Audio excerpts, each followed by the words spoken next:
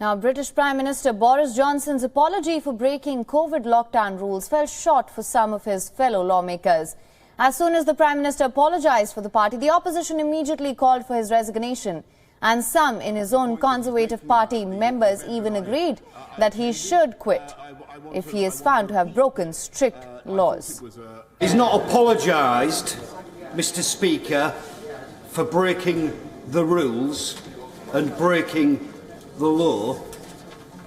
He's sorry because he's been caught.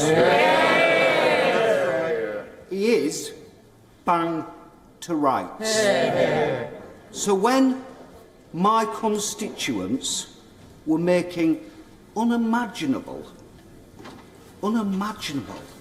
decisions, he was hosting a boozy party in Downing Street.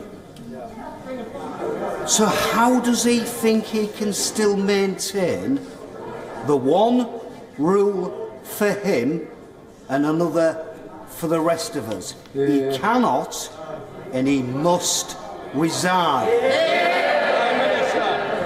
And today in the House of Commons he's accepted and admitted he was there. He's also apologised for that, and crucially for me, he said in hindsight if he had his time again he would have done things differently, and that to me is an acceptance from the Prime Minister that he did wrong, and therefore, to be consistent with what I've said before, I don't believe his position as Prime Minister and leader of the Conservative Party is tenable, and he does need to resign.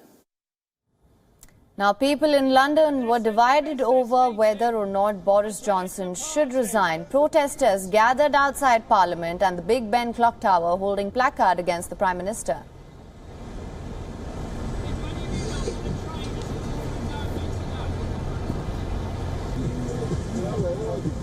It isn't acceptable that he and his colleagues have behaved in the way that they have.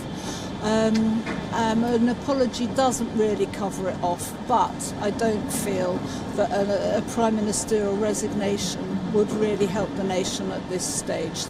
I think he now has a track record of duplicity and dishonesty over the course of a number of issues. But I'd say the majority of us have broken the rules somewhere not to suit ourselves. He's only human at the end of the day. I'm not going to slate the geezer because he's broken the rules as well, but that's just my opinion. WION is now available in your country. Download the app now. Get all the news on the move.